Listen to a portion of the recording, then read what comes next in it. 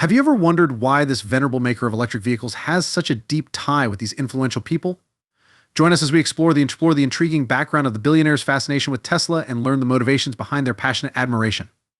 In a recent interview with CNBC, billionaire investor Jim Brewer reportedly claimed that Tesla had a significant manufacturing advantage over rivals, surpassing them by a minimum of 5 years.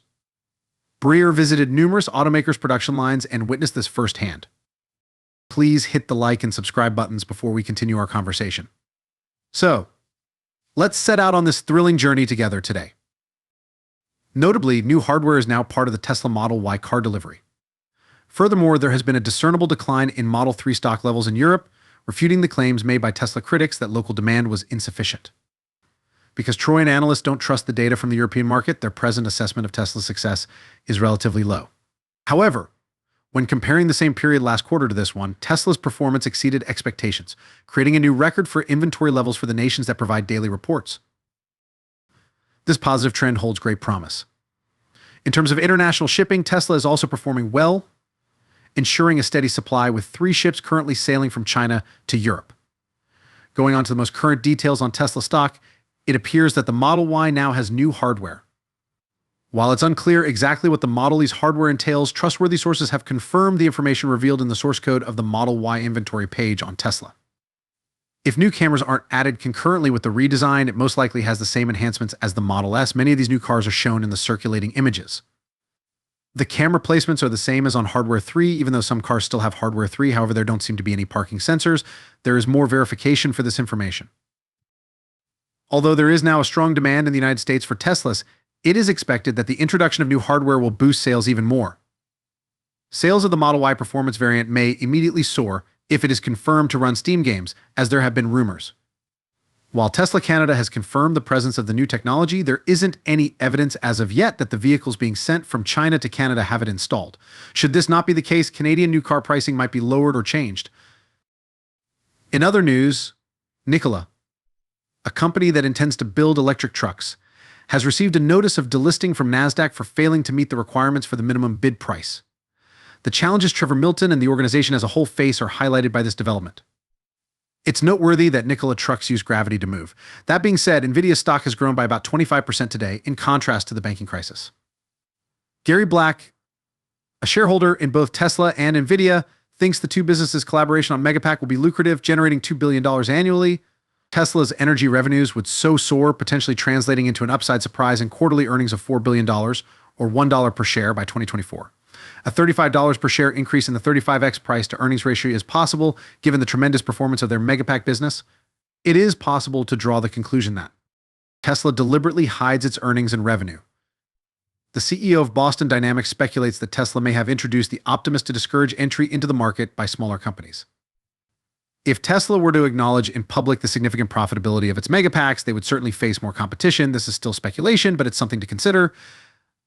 James is as excited as Gary is about the possibility that NVIDIA's innovation presents for Tesla stockholders. Surprisingly, in a 144-page report on AI and monetization that Jeff just studied, he did not locate a single reference of Tesla. My nose may be a little congested today, but opportunity is still there.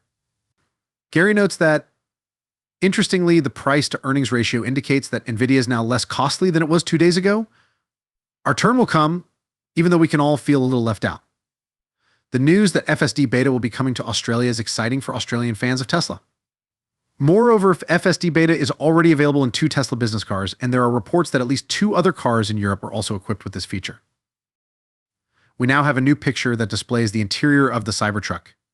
Even if the lens might distort some elements, it still seems impressive. Part of the recent quarter's slowdown in Tesla sales in Germany can be explained by the country's current recession, which has resulted in a 0.3% GDP reduction. The market has been impacted by the fall, even though it is not significant. Twitter users may now experience a mini player and adjust the playback speed, which enhances the video watching experience on the platform.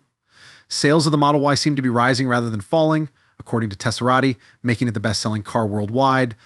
Tesla proudly disclosed that 7 coats of paint were used to get the new red color of the Model Y. It's incredible to see how the midnight cherry hue altered based on the kind of lighting. It's my personal favorite color. The new supercharging station is one of Tesla's largest facilities to date. It opened its doors recently. In the meantime, Xbox is witnessing a precipitous decline in profit margins, the exact opposite of what NVIDIA is currently experiencing. In response to this news, Tesla reportedly fell 50 spots in a reliable brand study, now ranking 62.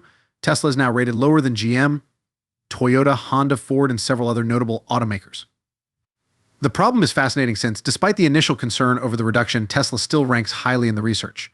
Remarkably, Twitter has gone above the Trump Organization, which is ranked lower at 100, to the 97th spot on the list. Considering the small number of businesses on the list, one could wonder why the Trump company was mentioned in the first place. Remarkably, the poll ranks automakers as follows: GM, Volkswagen, Tesla, Toyota at number 6, Honda at number 13, Subaru at number 16, BMW at number 4, and Honda at number 13. Chrysler is ranked last. A noteworthy aspect of this research may be the incorporation of FTX, the company involved in financial misconduct. That a company connected to a public figure ranked far lower than a real money laundering fraud is a shocking observation. I see why a political figure-controlled firm would be viewed with intense animosity by half of the nation and intense admiration by the other half, or a third of the populace. What truly bothers me, though, is how a company that has stolen millions of dollars and is despised by all can rank better than one that a significant portion of the country would undoubtedly enjoy, even though the other half would fiercely oppose it. If basic logic were applied, a company that is hated by half of the population and loved by the other would still make sense to be ranked at the bottom, not 99th. Another thing to consider is the real score 74.3, 62, and scores in the 70s are still observed at higher levels. Only when you are at the absolute top do scores greater than 80 show up. Therefore, the actual difference in absolute terms doesn't seem that huge, even though the survey says that Tesla has decreased dramatically. They may have drastically dropped, but their score is still quite high. In this line, Warren brings up a crucial point: why were there no other media outlets included? I can't seem to find even one. For instance, we have Fox being the only network from that industry. The others are CNN, CNBC, and MSNBC. It's noteworthy that Pfizer, which ranks 51st, is included on the list as well. It seems that a higher percentage of members of one political party than the other were surveyed. At least that's how it sounds to me. What more is fascinating? Did you know that the company that creates Bud Light is also rated 57th on this list? Let me explain to you how they go about things. I find it most interesting that there were half as many respondents to the survey this year.